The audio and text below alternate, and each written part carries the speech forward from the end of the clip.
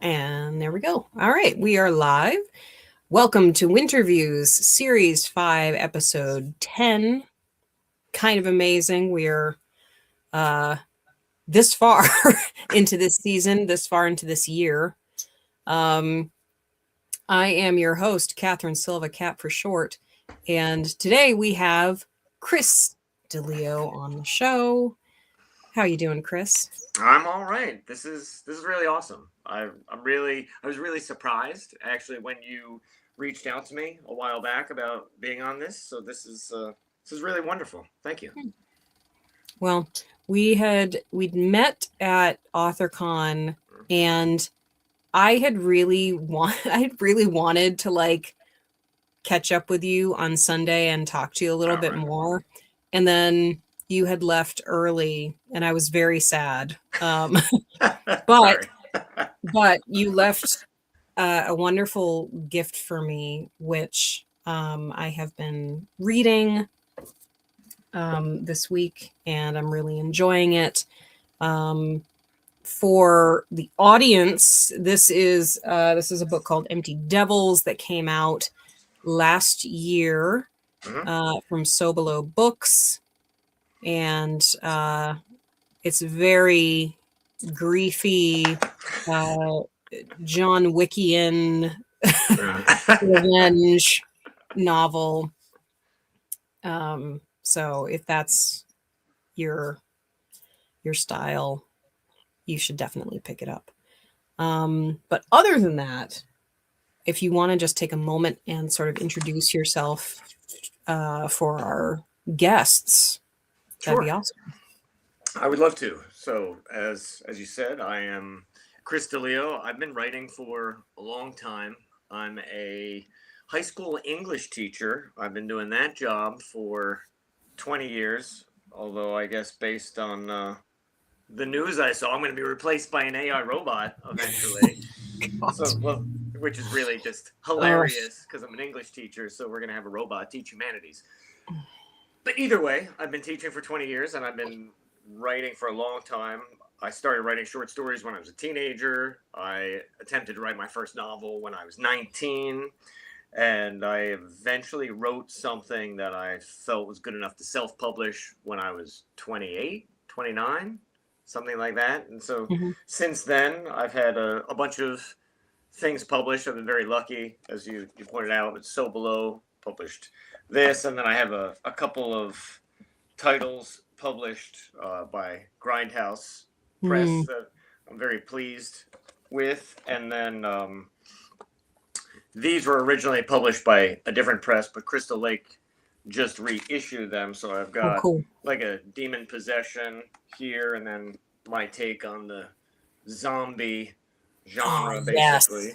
So I had a lot of fun with these. So I've written a lot of different horror. Usually when I'm at those conventions and people come up, I always ask, what is your flavor of horror that you're looking for? And and then we go from there. And so what's funny is you mentioned about how this is really heavy grief horror. And when you reached out to me and said, oh, well, what do you think you might want to talk about? It was funny because I was like, oh, well, grief horror would be the most obvious since that's the panel that I think that we were on. But then in all honesty, I would just sit here and I would talk about your book. And there are far better books out there about grief. I think I have Hightower's Crossroads around here somewhere in terms of grief horror and what really works. But I'd never really attempted, what we're going to talk about today until recently. I'd always been very interested in grief horror and monsters and zombies and really what drives somebody to like the breaking edge and how much you can take mentally kind of before you snap. I guess that works as an introduction. I was going to say that's kind of the perfect intro for slasher horror, which is today's subject. On both sides of the coin, certainly for the victim as well as the person pursuing them. And I will admit that slasher is a genre that I have not tried. That's not true. I think I attempted to write a short story once, but I suck at it. So I leave it up to just, I do like the slasher genre, horror movie wise, very much. And I'm sure I would enjoy it book wise. I don't think I've actually read any slasher books, which is, my fault. But I'm very intrigued to talk about the subject today because the mediums are so different. So no, I take that back. I have read one. Out on a cornfield. Oh, there you go. Yeah. I read I read he's Clown up to, on a Cornfield. I feel like he's up to 5 or 6 of them at this point. Yeah, there's I've read the first one, so right, so there you go.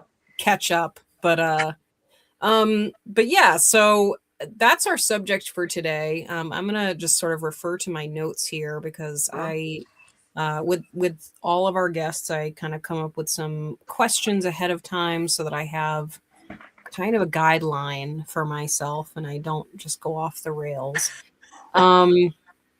But basically, the slasher genre is kind of self-explanatory, but it is the idea that victims or people are being pursued by somebody or something with intent to murder, kill, and then from there, I think it can widen out. Mm-hmm. But typically, you'll see things like Friday the 13th, right. Nightmare on Elm Street. Mm-hmm. The classic 80s films are in the slasher genre, and that's what people sort of harken back to when they think of that. So I guess the intro today that I want to start at is, what is it about the slasher genre that fascinates you? And maybe sort of take us through your introduction to it. Absolutely. So I grew up in a house filled with books. Both of my parents were academics, and my mother was a teacher for 40 years. My father was an encyclopedia editor, and my father loved horror and science fiction. So in the basement in our house, it was a bi-level, so the lower level, it was just filled with books. And then there was this one section where my father had his horror books, and then he had a bookcase custom made in the shape of a coffin to store the really his real favorites. So that's where his copy of It, for example, was in there, and a lot of the early Stephen King ones. And so I grew up in a house with this, and then my father started really being one of those people who decorated big for Halloween. Okay. And so, and it wasn't like, the blow up things or whatever. You couldn't go to Lowe's back in like the 80s and buy these giant pumpkin things. So he had a carpenter make these gravestones out of plywood that then he painted to look like stone, and then he put these epitaphs on there, and then he spent, God only knows, hundreds, maybe thousands of dollars on costumes, and he got his friends to dress up as monsters, and then he would take that bookcase shaped like a coffin, and you could take the shelves out of it, and he would lie in it in like he would either be like a two-headed monster or a Dracula or something, and he would put the the single wrap Twizzlers on his chest and just lie there still. And then we've got the Halloween soundtrack playing, and we've got strobe lights and a fog machine, and then you would get the little kids to come up, and you got to get them to try to like grab the candy, and he would let many kids grab them, and then there would be one kid going for it, and he would just rise up out of the coffin. And I remember how horrified I was, because I'm like 7, 8 years old, and I knew it was my father, but I was so terrified by this whole thing. And I can clearly remember the juxtaposition of being terrified, watching my father come out of the coffin and this monster, all the little kids running, and their parents just laughing their asses off because they thought, look at the kid run, this is hilarious. So I remember like growing up obviously that way, and so horror was a big thing. And then my father had a huge collection of VHS tapes. So that was really the way that I first encountered a lot of these horror films. And when I was young, I watched, Nightmare on Elm Street and Friday the 13th and Halloween and those kind of staples of the genre. But they didn't really stick with me that much back then. I mean, it was almost like they were so popular. Because back in the 80s and 90s, everybody was dressing up with the hockey mask for Jason, or you have the knives for Freddy, or whatever it happens to be. And I remember not thinking much about this genre. And my father never dressed up as any of those slashers or anything. So it's actually been a really long road to get to this point, because I can remember being really young and being terrified just of the trailers. Like if there's a new Nightmare on Elm Street thing and you see Freddy, and then it would give me nightmares. And the one that really scared me was Child's Play, because here you have Chucky, and which is so ridiculous. Because if you watch it now, it's just beyond ridiculous. But if you're 7, 8 years old, and I'm looking at like the stuffed animals and the Care Bears in my room, and I'm like, one of them is gonna kill me. And so I remember all of that. And then I have one really vivid memory with Nightmare on Elm Street, where my friend loved Freddy. And so I was over at his house, and it was like down the road from my house, and I'm maybe 8, 9 years old.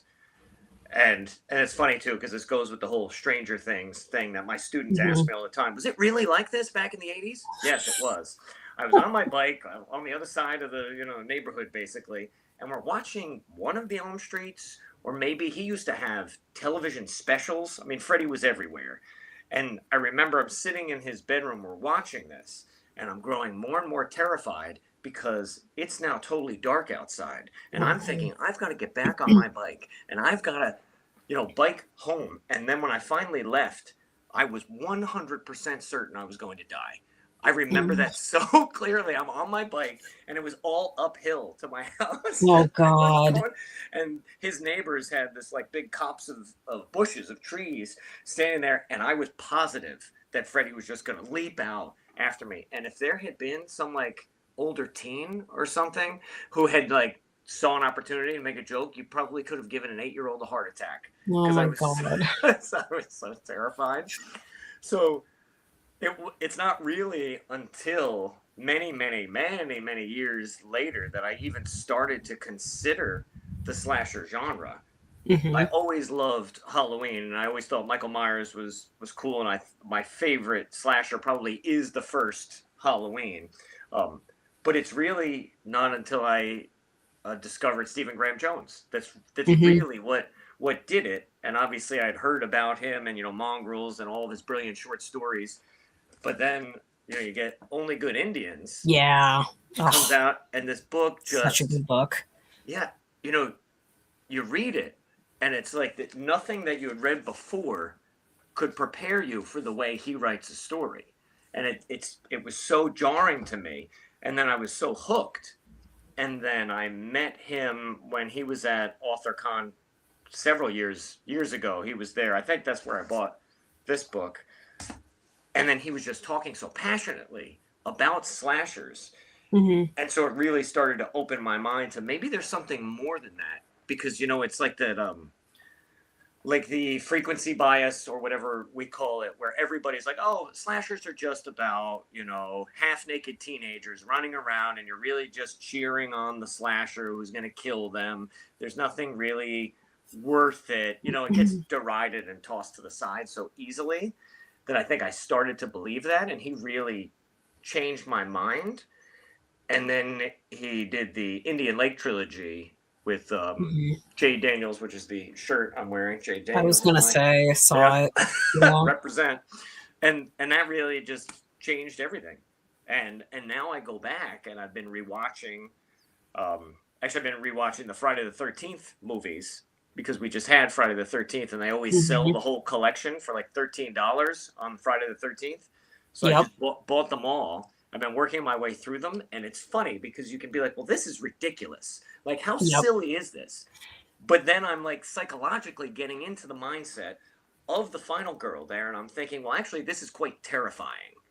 And Mm-hmm. so now I'm really getting enamored with all of it. And so it's kind of crazy to be 45 years old and suddenly discovering something that really, all I can remember is being a young kid scared of Freddy. And then I remember seeing Scream when I was 16 and it came out. Yeah. And that was huge. But still, the effect, it really didn't hit until those books. And here I am. Yeah.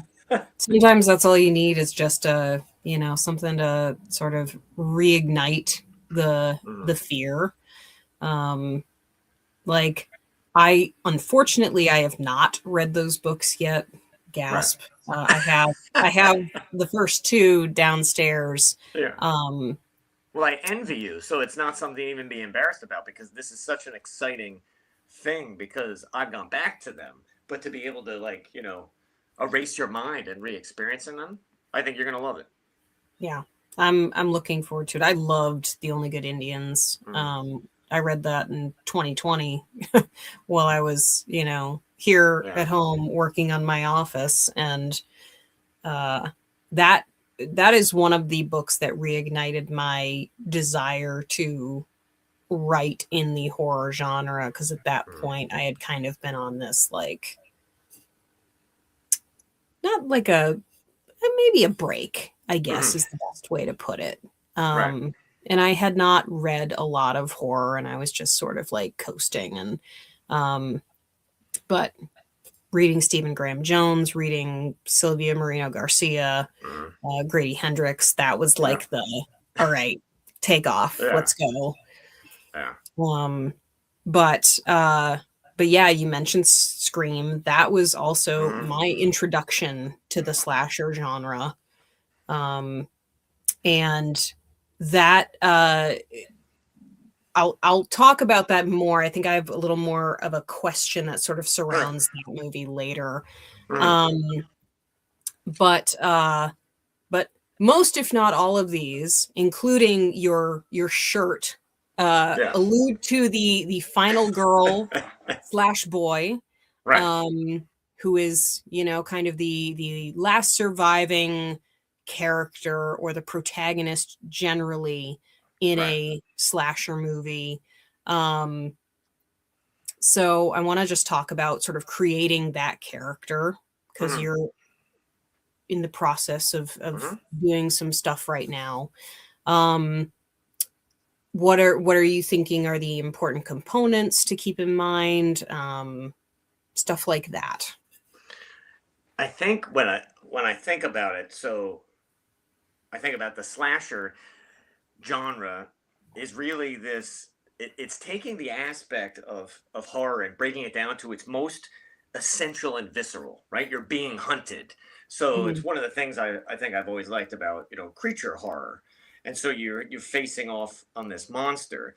But now with the slasher, what you really have is there's either usually some kind of sin, there's some kind of prank, there's some kind of offense that happened, that then the slasher is coming back almost as a puritanical force of reckoning, if you will. And then the final girl usually ends up getting in the way there, right? As all of these other teens are falling by the wayside. So what is it that makes her or him able to survive? And I really think it's a resourcefulness. It's certainly a will to live. I mean, that seems obvious, but you have to have that. And actually, when you rewatch some of these movies, there's hilarious moments that, of course, people would always make fun of. Like somebody's coming at you with a knife, or they're about to hit you with an axe, and the person's just like, no! Yeah. Like that, where the final girl's smart enough to get away from that axe and go running away. So I think that you have to have, there has to be like a cleverness too, and a stamina. It depends, because, for example, you have someone like Sally, who is the final girl in Texas Chainsaw Massacre. And essentially all she does, if we're going to really simplify it, is run. She's just running the entire time, and also screaming, which is really impressive, actually. And it's easy, I think, to dismiss that and be like, oh, well, she's just running. well, could you keep running like that? Mhm. I mean, would you be able to keep? She literally runs all It's night. the endurance. Right. Yeah. So a sense of endurance. And then if you think about Nightmare on Elm Street, you have Nancy who's clever enough to try to figure out, I'm going to try to lure Freddy into this world and set these little traps here. And I'm going to try to, outsmart him. So it helps if you have brains in that sense of, Mhm. perspicacity or some kind of cleverness of thinking about it. And of course, that usually gets into the whole thing of the trope of nobody's believing the girl. The girl's crazy. She's out of her mind. This isn't happening, but it really is happening. Mhm. And she has to be smart enough to do that. Um, and then I think as I mentioned before with Halloween, I think about Laurie Strode, and what's so fascinating about her is she seems to genuinely care, because she's this babysitter, which again leads to this whole stereotype and this trope and this, oh, Yep. it's killing babysitters, but she actually is caring for those kids, and she's doing everything she can to protect those kids. And Mhm. then there's a really pivotal moment where she's concerned because her friend's also babysitting across the street, and so she's checking on them, and then she becomes aware of what's happening, and she's not afraid, to keep battling. And that's Mhm. probably what it's really about. The final girl discovers, whoever she is, that she has this strength to take on whatever her slasher happens to be. You discover that inner strength, that inner power, and you see that no matter what happens, you're going to keep fighting. Mhm. Yep. Um,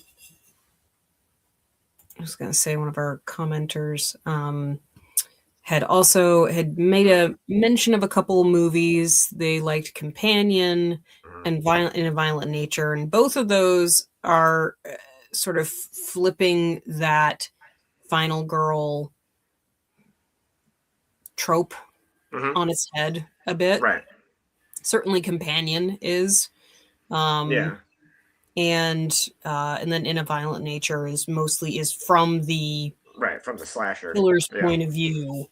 Um, but I was thinking about the idea that your protagonist is not necessarily always your final girl. So Mm-hmm. the if you are writing something and it's not, the protagonist is not your final girl, what is the necessity to have for there to be a final girl or final boy? Oh, that's a good As a question. Yeah. foil to Right. your slasher. Right. Well, what's fascinating is now you start getting me thinking here. Now that just changes the whole thing in a really interesting way, because although you haven't read these books with Jade Daniels, at least one of the big things at the beginning is she doesn't believe that she is the final girl. So she Mm, thinks this other girl, and she's trying to help that girl, be the final girl. yeah. But it turns out, obviously, that she is. But it's Mhm. interesting because now I'm thinking, like, all right, well, can you tell this story where we're not following someone who is our main final girl, final boy, whatever it happens to be? Because if we're just gonna see it from the slasher's point of view, you know, where it's basically like um, Michael Myers, right? The opening of Mhm. Halloween, where they're in the mask, and then of course they play with that. And you could go back to Psycho, where we're seeing from Norman Mm. Bates's point of view a little Gonna bit, say somebody just commented that. right? And then I think that there's definitely some movie even earlier than that. I feel like it was called Peeping Tom, and I think that movie did a whole thing where it was following, where we were in the guy's eyes as we were watching him, like recording women or something. It was something like that. And then, and now I'm just going off on a tangent. However, but there was that show from a while back called The Fall, and that Mm. was right. And it was about you had a killer in there, and I remember the sequences where he's breaking into the houses and killing people were solely from his point of view. Yeah. And we were experiencing it. And I remember that being a big thing because people were very traumatized by it. And so then, additionally, to continue down this side note before I come back to your question, my students know that I love horror, so my classroom has all the posters and everything. And then they would always ask me, did you see the latest thing on Netflix or whatever that's about this serial killer or that serial killer? You know how they keep redoing it, like, oh, here's the John Wayne Gacy story, here's this. Yeah, the true crime documentaries. Yeah, and then the way they were talking about it made it sound like they were sympathizing, right, with the killer. And now, not that there isn't some opportunity for that. You look at like Red Dragon or Silence of the Lambs or things like that, and you could say, oh, how did this person become who they are? Who's really to blame? Is psychological, parents, society, whatever it happens to be. But I start to get really, like, I don't know if it's unnerved or freaked out a little bit, considering I'm the horror guy, but that these kids start talking about, like, oh yeah, and you watch them skin this person alive and do that and do all these other things. Yeah. And then I ask myself, well, isn't that what people are saying is the problem with the slasher genre? That we're cheering on Jason and Freddy or whoever, and we want to see the blood fly everywhere. And I mean, I do like that. However, it was in a podcast, some interview with Stephen Graham Jones was on some podcast, and he made such an interesting point where he said, we always love to dress up as the monsters. But it's not very common. I mean, we don't sell a mask where you look like Laurie Strode or Sidney Prescott or any of these people. Maybe if you go like with your, your boyfriend or girlfriend or whatever, you can go as like a pair kind of thing. But most people like to be a monster, and I get that. I do. So now I'm going back to your question, and I'm thinking, all right, how do you create something where it's not the final girl, so you're just kind of watching from the side almost? And then it's fascinating because, to go back to Stephen Graham Jones, he also wrote a book called I Was a Teenage Slasher. And that whole book is told from the point of view of the slasher. And then the final girl is a girl he knows. And so that creates a nice little interesting dynamic there. But yeah, see, now I don't even know if I can answer your question, because now my imagination is off and running with all these fascinating possibilities, which is another really surprising thing about this, because I would think, like, oh, it's so, you just write a slasher, you just have these bunch of teens, you just have a monster, and you just chase it through the woods and blah, blah, blah. But I feel like there's endless opportunities for what you could do in a million different ways. You can flip it and spin it. Yeah. No, I agree. And that's that leads into my next question perfectly, which is, and sort of coming full circle on the Scream talk, which is slashers have been defined by a set of rules set by classic films. And I would say Scream is kind of the first one that saw those rules and counted them out as rules, and then was like, oh, hey, we're going to take this and not go by them. Right.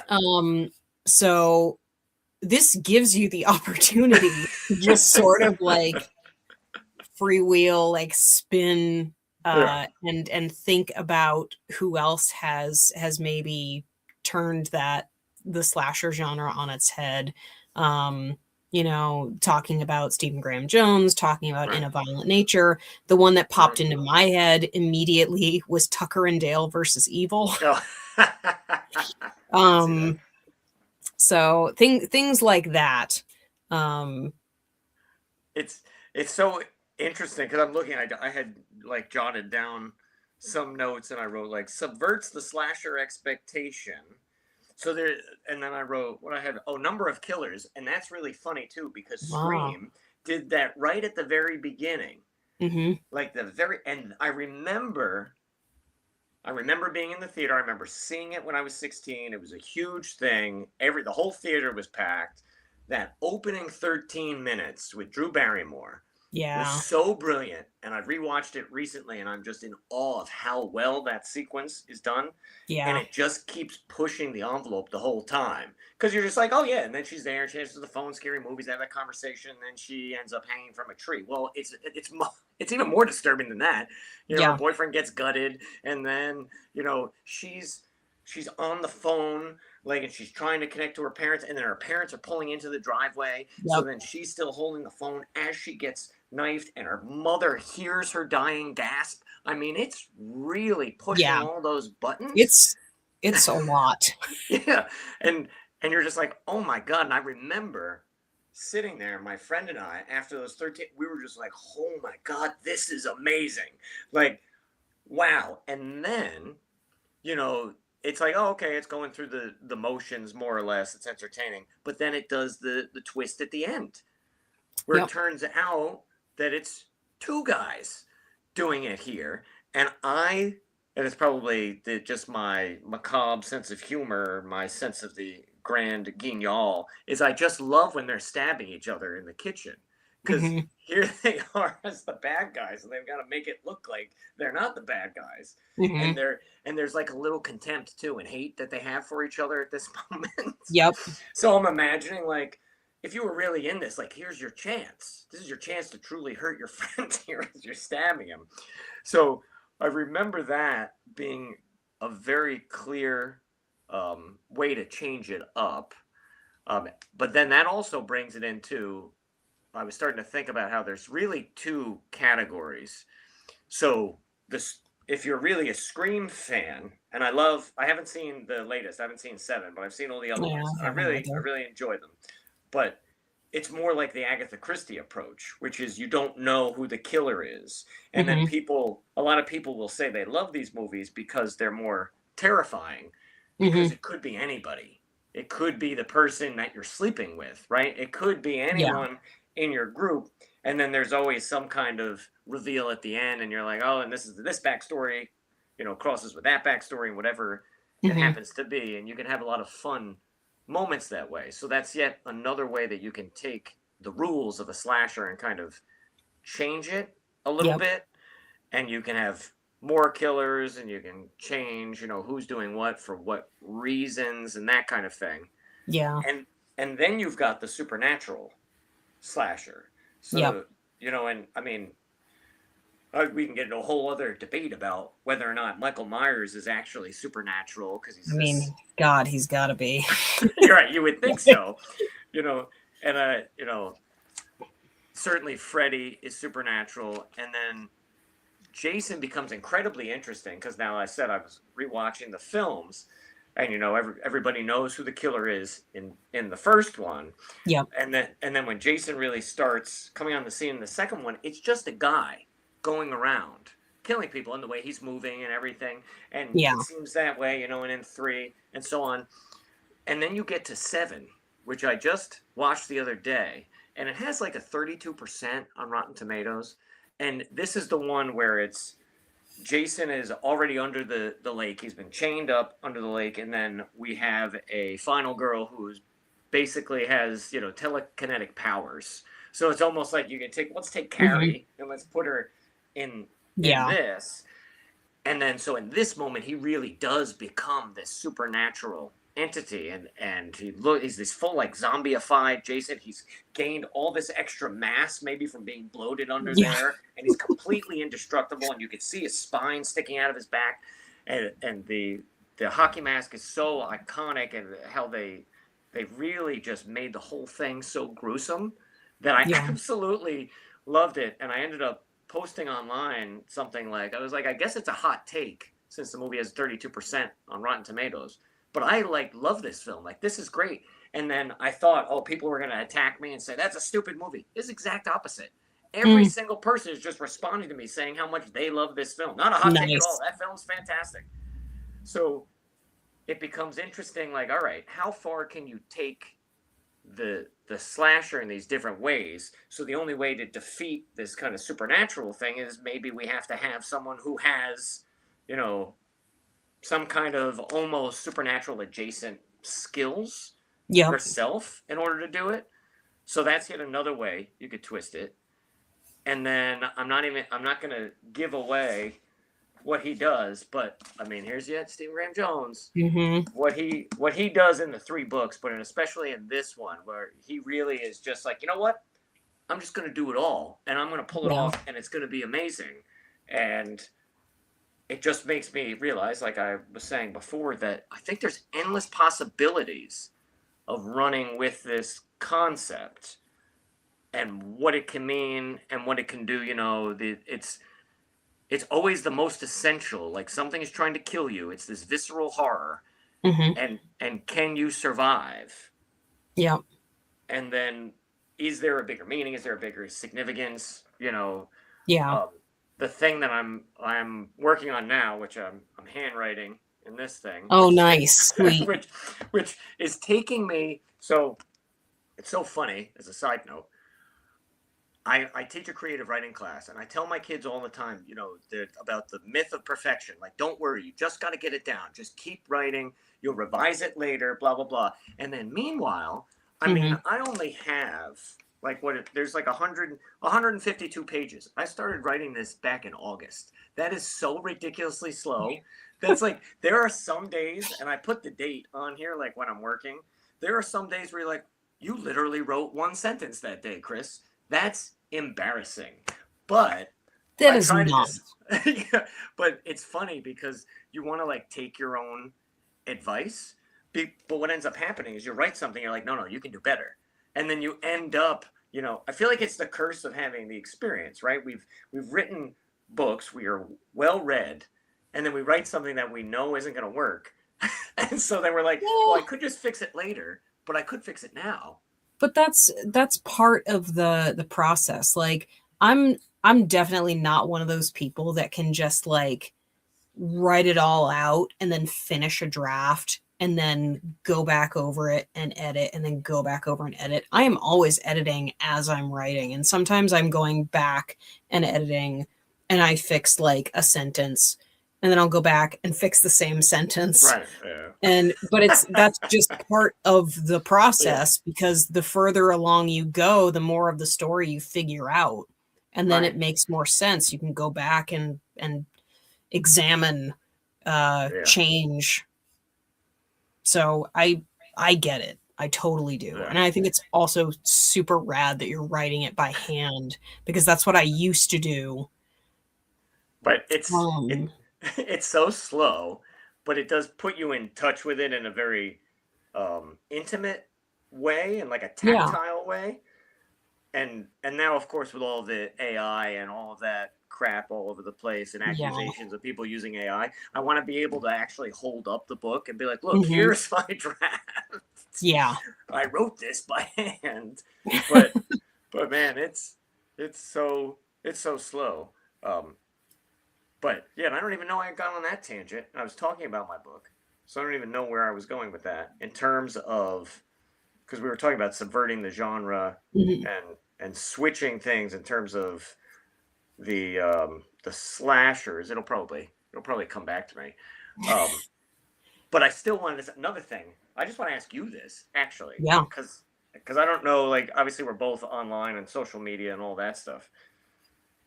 The algorithm ends up sending me, all these authors who seem to say, like, oh, got another 3,500 words done today. Got another, 5. I mean, maybe there's one or two that says they got 5,000. And I think this is great. I mean, Stephen Graham Jones could write a whole novel in like a weekend.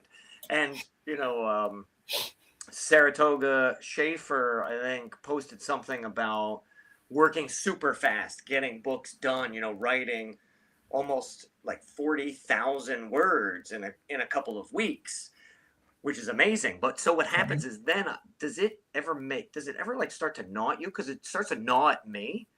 And I'm like, all right, maybe I need to get off of social media, because maybe I'm not. Yeah. Like, this should be motivating me, but I feel like it's depressing me. No, I think social media is equal parts motivation and depressing. Absolutely. Yeah. Maybe not equal parts. I think we're looking at like a 30-70 maybe. Yeah. I actually just recently deleted my threads because I was finding that it was killing my motivation. It was making me depressed. I think that it's a hotbed of awfulness. Right. And it's one less social media that I need to pay attention to. Yeah. Because when it comes to finding time to do everything right now, like, the day is only so long. Right. You know, you need to give yourself the time and the attention to sit down and just gush. And some days it's great and you can really get a lot down, and some days, like we were talking about, it's just a sentence here, or Right. you know, putting a word in here or fixing something there. um but yeah, I do find that on Instagram I see a lot of positivity, and that's Mm. fantastic. That Right. always like puts me in a good place and I feel good. And of course, like I surround myself with following good people who are always Right. posting, not always posting, but mostly posting, you know, positive, inspiring Mm. things. And I'm excited about the kind of stuff they're doing. And Right. that just makes me want to, you know, Yeah, no, that's do true. more. That's good. Yeah. Um, so yeah, it is what it is. Yeah. Yes, yes, it is. Actually, on a side note, one of my honor students, she came up to me and said that she has deleted all of her social media. And she's Oh, a 16-year-old sweet. old girl. She's like, no, I'm just going to read books from now on. Oh, So I what was a like, there is some hope. what an There is some amazing hope. kid. She's just Hell gonna, yeah. yeah, she's gonna end up being a horror author like us, just sitting around here complaining about everybody else who isn't. Oh my Mm. goodness. Oh, let's. I'm just taking a look at my notes here. What else did I wrote? Oh, I've already covered that. Oh, the motivation, the slasher point of view. We're talking about that. Oh, I know what I was thinking of. How you can, and Scream did this as well so brilliantly, was to play with this idea that the final girl has to be pure, because there was Mm, this yeah. notion that Laurie, for example, was pure, even though there is a conversation she clearly has where they're teenage girls who are interested in these other, relationships. But in some of these movies and in some of these Friday the 13th films, which is hilarious, the teens just pair off and they're all just Yeah. in rooms engaging in these adult activities. But so Scream really changed that, because we were all thinking, okay, she's going to keep denying him what he wants, what Billy wants there, and then when she gives in, we're like, oh, she's doomed, and we're thinking, well, that's a twist in and of itself. Like, Hmm. who's going to survive? But then she does, and I think that was such a victory for the genre, and really starting to pave the way for what has kind of been there the whole time.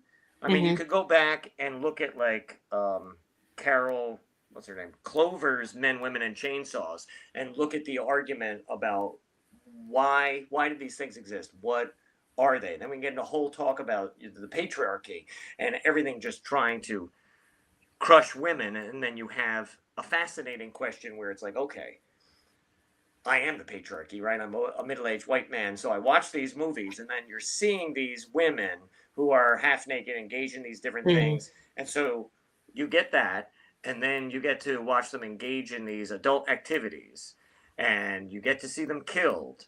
And there has to be part of me that's watching it, and you're rooting for the final girl, because part of you knows that you shouldn't have been enjoying the other stuff that you just watched. Hmm. Like, I start to go down this very intellectual route with it, and it becomes so interesting, you know. And then you have to get into a whole thing about what even is a final girl. Like, a slasher usually must have a final girl, but does a final girl have to have a slasher? Hmm. Like Ellen Ripley, for example, I mean, is often considered one of the best. Yep. But is the xenomorph really a slasher? I mean, it's an alien monster, but I I mean, don't know. What do I you I think? would say it is in a Mm-hmm. sense. You know, you can have multiple genre movies, and the Right, idea that it's a you know, just the fact that it's not a human killing people off one at a time in gory ways, it right, fits within the slasher genre yeah, very easily. I don't know if I would say that the rest of them do, maybe right. Yeah. the Alien versus Predator. Right. Yeah. But No, the first one. Yeah. yeah. But So yeah, no. yeah, so she's a great final girl because she's competent, she's brave. You're right. Hmm. She's not afraid to do what must be done. She could have saved all of them, but of course they go, around her. They don't listen to her. Yep. And she protects the cat, which is very Yeah. important because I'm a cat Yep. person. Yep. Agreed. But her role is also like, what's cool about her is that her job on the ship and the like that whole scene setting puts her not in this very traditional like women are fragile scenario, and a lot of slashers do that. Right. And so that was kind of like a ahead of its time, I would say. Thank God. Yeah. And so it does stand out to me as a really good one to mention. The other one that I was thinking of, which would have been a set of books, and then they brought it and they made it a Netflix series, was Fear Street. Oh, okay. Yeah. And that turned the killer trope on its head by, having multiple Right. killers over a set of time. And they went supernatural with it, which was cool. Right. But I thought that was done well.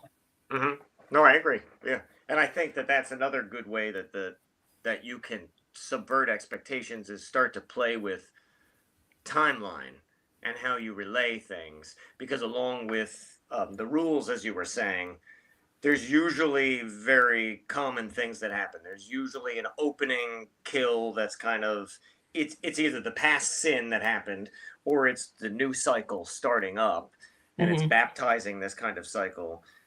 And that happens, and then you establish who the final girl is or final boy with the friends, and then you have the slasher start picking them off, but then there has to be the thing where we try to find out who it is. So Yep. if you really start to play with order a little bit, it could be really interesting.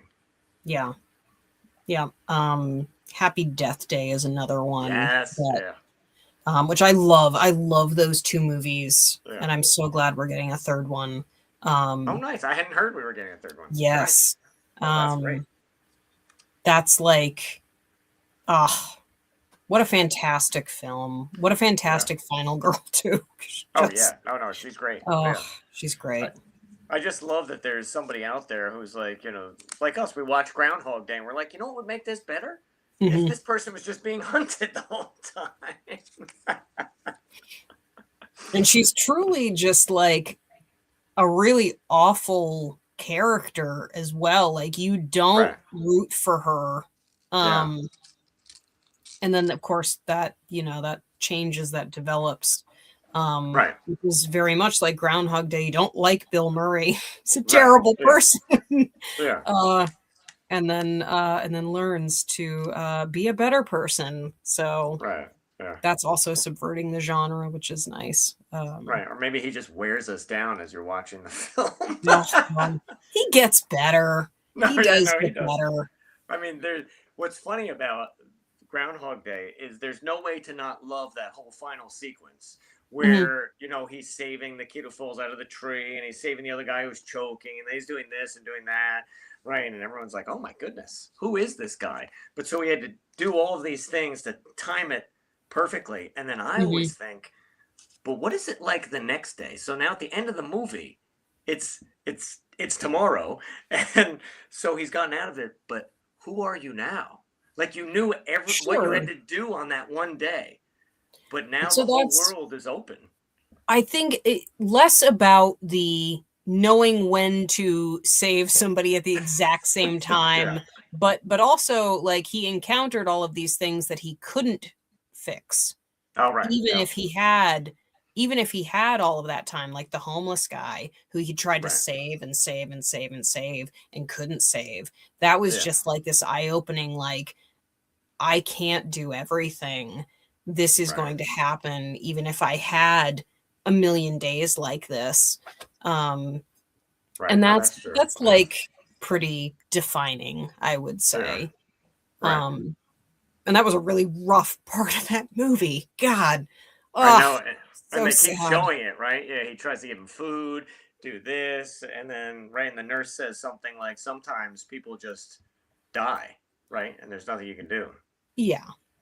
And Stewie, no, he did at first. He did at first, but then he became a better person. That's true. I'm going to ruin Groundhog Day for everybody. My God. Right, jeez. It was all a manipulation, all a play. No, he changed his heart. He discovered who he truly is. He's truly a nice guy. Yeah. Right? He is. He learned piano for her, God damn it. Now that would be a great line. She's still not interested at the end. I learned piano for you. And then we hate him again. The last thing I just wanted to say, we did get into it a bit, but talking about the villain in the slasher, I sort of want to talk about your take on creating a villain, because you're currently working on your story, and I'm wondering if you are going more traditional or if you are kind of hoping to subvert expectation. So I definitely am hoping, I'm like staring at it like maybe it'll give me answers right now. I'm hoping it'll subvert expectations. And part of what's fascinating is, as I'm writing it, I'm saying to myself, which is probably a terrible thing to say as you're writing a first draft, well, people are either going to really like this, or man, they are going to hate this beyond belief. And they're going to be like, this is ridiculous. But what's fascinating is I wrote, right here in the beginning, I made some rules for myself, some parameters just for what I could do. And I do this sometimes for myself when writing. So, for example, back in college when I took fiction writing, the typical thing, and it's your week to give the short story, and everybody's read it, and then they talk about it and whatnot. My story was a werewolf story, and it was just about a guy running through the woods, turning into a werewolf as the people in the town were chasing him, and he's periodically fending them off. And it was 17, 20 pages, something just straightforward. Action scene. And then at the end of class, people talk about it, whatever, and the professor tried to, turn this into this whole thing about horror going back to like Hawthorne and Young Goodman Brown and all these things. And I was just like, I just want to write about werewolves. But she says, well, what was your thinking with the story? And why did you make the whole thing an action scene? And I looked at her and I said, I wanted to see if I could. And she stared at me like I said the most bizarre thing imaginable. Like, why would that be the motivation? And I've never forgotten that look. So when I was writing rules for myself here, I wrote, okay, I'm going to do stream of consciousness. It's going to all be in present tense. And then I wrote no scene breaks. And I wrote 4 flashbacks must be seamless, must be perfectly integrated into it. God. This is maybe why the book's taking me so long to write. And then I wrote, syntax, you're going to have to play with word order. And then I ultimately decided to divide it into sections. So then each section must be approximately 34 handwritten pages. This is all, I don't know. I just want to see if I can do it. My God. And then this is so you're like a syllabus. And then I wrote down, you can't have your final girl saved just in time by others, right? So it's forcing her to be resourceful. Okay. And so that's created some interesting moments. And the 34-page thing, and maybe that's like the stupidest reason ever for writing, but whatever, is so fascinating because I'm like, well, this sequence is going really quickly, there's going to have to be some more complications. Otherwise, there's no way I'm reaching this 34-page break before the thing happens that I need to happen before I jump to the next section. So it's been really interesting to do this. And then so those are all things where I'm trying to subvert it. And I try to take my final girl is almost like a cliche at first on the surface. So she's a blonde cheerleader who's a teenager, right? So we'll go with that. But then I'm thinking like, all right, well, she's going to be super intellectual and she's going to have a lot of knowledge of horror, which she's going to get from her father. So my wife and I never had children.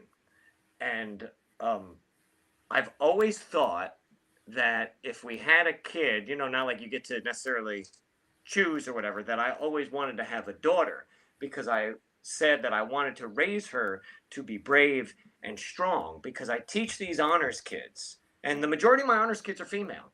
But what drives me crazy is that so many of them are so quiet and they let the boys who are in there just dominate the conversation when these other girls are far smarter. And I need to do it more, but I used to do it frequently in class where I would look at them and I'd say, be brave, like just do it because they have so much more to offer. So then I'm like, all right, so essentially the girl that I'm writing about here is my imaginary teenage daughter. And then I'm basically putting myself as the father without getting that meta. It's not like, oh dear, there's another idea. There's another whole idea. You could write a book where I'm the father writing about her, but from her point of view. Could get kind of messy, I guess. But I get so excited by these different crazy ideas. But either way, that's one of the ways that I'm trying to play with it, and I'm messing with the order of events a little bit in terms of how it's going. Okay. To see if it could really work. Like to go back to that werewolf story. I want to see, is it possible to do it? Could you make this thing just keep going? Could you take this concept that you have and carry it through for whatever, 60,000, 70,000 words?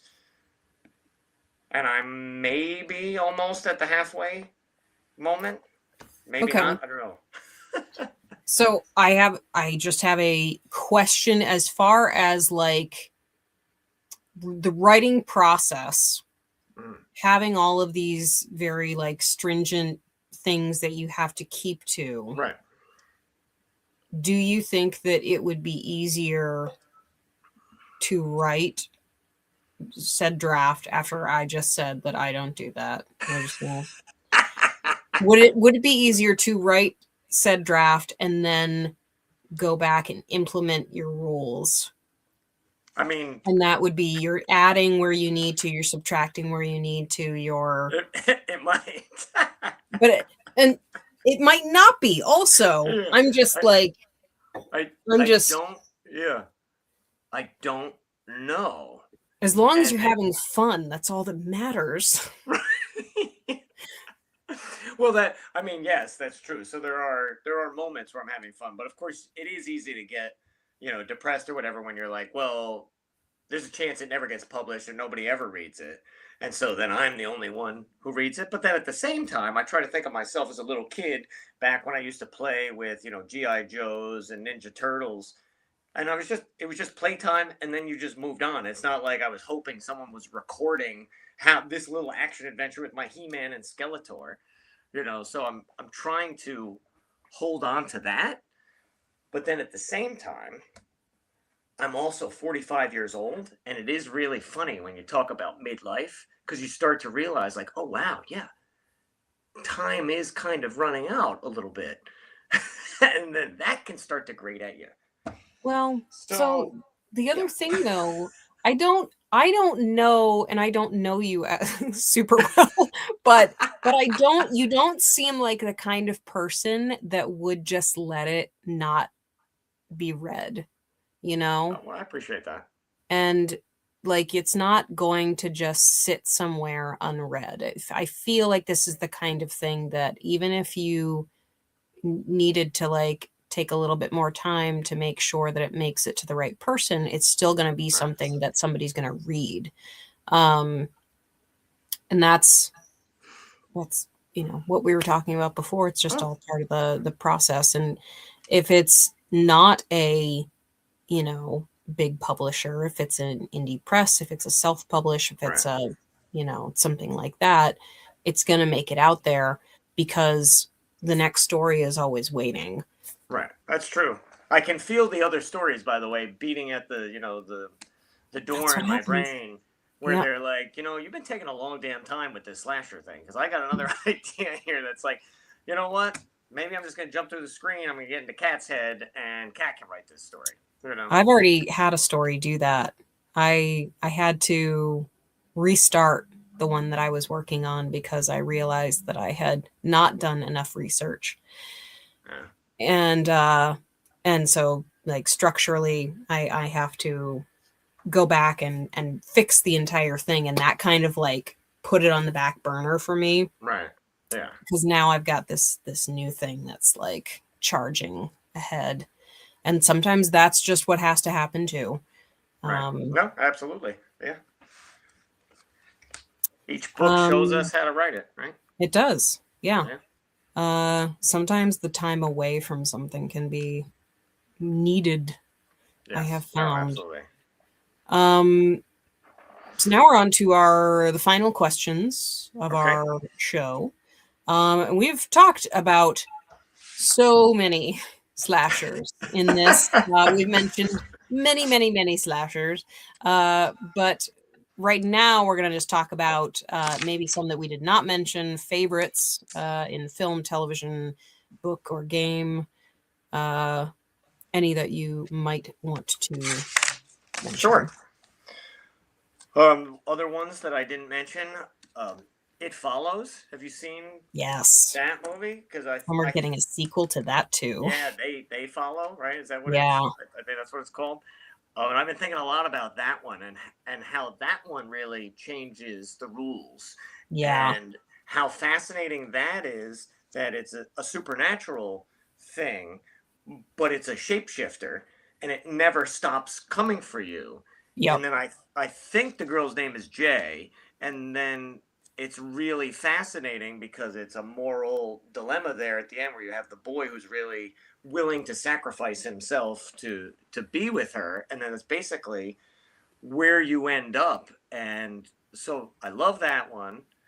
And then I think I had just mentioned Friday the 13th, where with the telekinesis, I feel like her name it might be Tina or Trish. It's something like that. And then and then there's the sequel out right now to Ready or Not, and we could call, I think her name is Grace, because that first one is really good and really hilarious and hitting on all the notes of me being pissed not just at the patriarchy but at rich people, and it allows me to watch this woman go around and get vengeance, because that's really the other thing that the slasher offers us, is an opportunity for justice. And I mean, in theory, that's what it is. Like, here are these people, and we're just going to, go after them and kind of lay them low, kind of thing, and teach them a lesson. And so I really like that. Nice.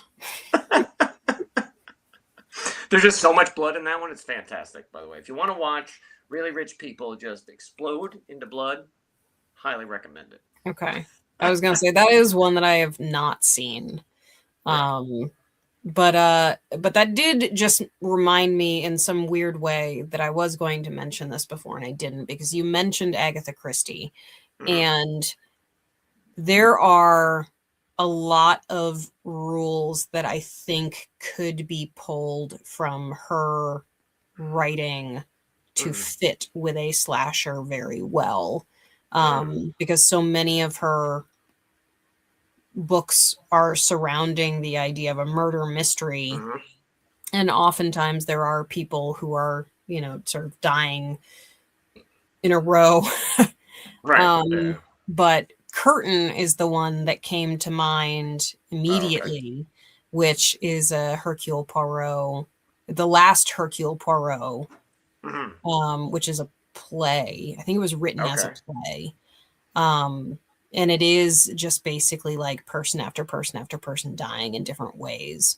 And the way that she gives, like, tells the story and gives you the killer is incredible. It's a fantastic nice. Good. So I do I will check that out. I do think that's one that's worth reading. Yeah, and then of course all the other ones that I was going to mention have flown out of my head conveniently as that happens on the show. There are two slashers that I just read. I just finished Dollface by Lindy Ryan, and I think that just came out, and that's really good. It's basically like it's scary enough to imagine being a woman with a young child and you have to hang out with these other women who are in the PTA, but now we're going to throw a killer into the mix, and somebody's killing everybody. And then I also just finished reading Michaela Randolph's Not Your Final Girl, which is coming out from Clash this May. And she did a really wonderful job in there, and she has a really, really wonderful twist. I know that gets overused a lot, that kind of line, but the way she brings it at the end, I was like, oh, that's really, really impressive. So I think that's a very good one. Obviously, last year this was good. This is another Agatha Christie type. And then it's funny because I was so pissed about AI. I was like, someone should write an AI slasher, and then I realized Chuck Tingle, because I read his book Bury Your Gaze, basically is an AI slasher, and that book is phenomenal. I haven't read any Chuck Tingle, and that's again I highly recommend detriment. That one's a really good one. I do want to read that one. And I would also, I did just think of a couple. I would be remiss not to mention we had two guests on the show who both have slashers that are coming out later this year. So we have Tanya Pell, who has Barbie Just Won't Die, I believe is the name of the book. I've seen that title, yeah. Tanya, if I got that wrong. And then Grace has Neon Moon, which is coming out in May. So those are both slashers, and they are both things that people should check out as well. Excellent. And then the last question, which is technically something we've already talked about, but it gives you the chance to talk about anything else that you might want to talk about with this this work that you are coming out with, you're working on right now. Anything else that you'd like to share with us without possibly giving anything away, you're welcome to do. It's fascinating. So the basic conceit, I would say, is how the slashers go through all the beats, and you could even like Brian McAuley, who also has his book Breathe In, Bleed Out was very good, and he has Curse of the Reaper, and he teaches screenwriting. And if you start to look at the beats that these movies hit, it's always usually the same as I was saying, and I'm thinking, is it possible? Could you potentially take the finale of a slasher and make that the whole book without turning it into an in media res type thing, where it's going to be like, oh, here's the chapter where we're running through the woods and the killers, and then the next chapter is 2 days earlier or a week earlier. Avoid all of that. So I'm really playing with that idea, and can I keep something going like this all the way through? And I think that's partially why it's taking me so long to write it, is because it's not fitting a typical structure. Yeah, it's experimental. Yes. Interesting. Yeah. And that might be what people say. Very interesting. Well, no, I am interested. This is I'm not sure how I would do that, because the minute that you said that, I was thinking oh yeah, and in media res would be a really good way to, because then you're drawing it out, but you're also breaking it up. Yes. Yeah. So no, I'm intrigued to know how you're going to do it. If I manage to hit the You landing, will. you know how you hit those moments where, like, and I don't really outline, I just kind of fly by the seat of my pants kind of thing. But you know how you can start to see like the signposts where a story is headed. And Mhm. then you start writing notes, and I just end up like I write notes on post-its all the time, and then I just have Yeah, post-its everywhere, that's and then my I have to jam. sit here and be like, wait, what does this mean? What is this? Where does this go? So I don't know if I need a better system or if I'm just gonna keep going with this. No. So as a fellow, I don't have post-its. I generally what happens is I work a full day at, retail, Mm. and we have scrap paper, and Oh, scrap nice. paper is used by the phone to take messages, and often it's something that I will quickly grab and write down an Yeah. idea, and then those pieces of freaking paper end up everywhere, Everywhere. mostly in the Yeah. wash though. Oh, okay. Yeah. So And you're like, those oh, this could have brilliant been a good ideas idea. are Yeah. gone. Oh, that's great. Nice. It's it, I like that approach. I think that's fantastic. I think that's how the creative process really should be. Yeah, I agree. And I also agree, Stewie. Retail is the fountain of horror stories. Oof. Um, and he had mentioned Children of Fire. I don't I know Children of Fire. Yeah, Is that another book of yours? that is one of my books that Oh, sweet. He it's has based. read both. Oh, nice. Then he's read Awesome. Children of Fire and Empty Devils.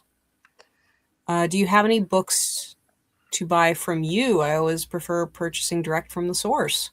Oh, well, that is very nice. I mean, I do have books. You can certainly you can find me online anywhere, and you could I'm on all these wonderful social medias as we were talking about. And if you're not already following me, you can send me a message, and then whatever, figure out a direct message, email, or whatever. I can tell you what I have, and we can certainly do that. Absolutely. Awesome. It sounds like you're both on Blue Sky, so that is the chosen. Um, and that actually was my next question, which is where can people find more about you? Social media, websites, and what have you. And then possibly any events that you're going to be at. Be the other. Yeah, so at the moment, I don't know if I'm going to be anywhere. I'll probably be at Horror Reader Weekend, which is something that I've been a part of the last couple of years down near Bear Mountain, where I live, so like near West Point, kind of thing in Mm-hmm. New York. But yeah, I haven't had any other plans or anything else coming up. I didn't go to AuthorCon this year because I couldn't swing it. How was it? You were Mm-hmm. there. It was good. Okay. Excellent. It was a much better turnout than last Oh, good. year's. Excellent. So Glad to I hear that. yeah, it was a great show. Nice. Excellent. And yeah, I'm on all the social medias. I always check Blue Sky, and you're right about Threads. Threads can go either way, but I am on Threads at the moment, and Instagram, and I think I'm on TikTok, but I hate TikTok so much that I probably have an account that's just sitting there that I haven't posted anything in forever. That sounds like my TikTok account. I think I deleted the app, but then I didn't actually delete my Oh, right. my Yeah. account, so It's that just doesn't there. really work. It's there. Yeah. I can't Until get to it. AI takes it over. Oh God, There you go. no. Ugh. Need to get it and delete it. Yeah. Well, this has been a wonderful episode. This was fun. This was a lot of fun. So thank you for coming on and hanging out and talking all about slashers. Yeah, just No, this was absolutely wonderful. I had a blast, and it was finally such a pleasure to actually spend some time and sit down and talk to you. same. And I can't wait to read the next thing you have, because I read was it Where the Soul Goes? Oh yes, Right. yeah. Yeah, which was Yep. fantastic. So Thank you. I'm always anxiously waiting. I am a Cat Silva fan for life after those books. Oh, Really wonderful. thank you. That's You are really welcome. sweet. Well, I'm enjoying your book very much, and I'm Oh, thank looking you. forward to reading the rest of it. So, you will see a review soon. I Excellent. Thank hope. you. I'm reading 6 books at once. I know Uh, but I hear you. I feel like I have like 8 or 9 books on NetGalley, and I'm like, oh my god, how does this happen? yeah, How can you read 9 books at once? So then you got to force yourself to just you focus in. start with good intentions, really, and then Yeah. time just like gets the better of you. But yeah, I am looking forward to it, so I will finish it. It's on the top of my pile right now. Excellent. Well, thank you very much. And thank you all for coming out and hanging out with us. You guys are awesome. We had a lot of people tonight Oh, nice. in Excellent. the chat. We had including Jason, who showed up there too. So thank you guys. And Yes. we hope that you will come back next week for our series finale. Last episode of series 5 is going to be with Alyssa Alessi, and we are going to talk all about feminine rage in horror. Should be a hot show, so make sure that you you come hang out, and until then, we will have a good night, and we'll see you guys next week. Excellent.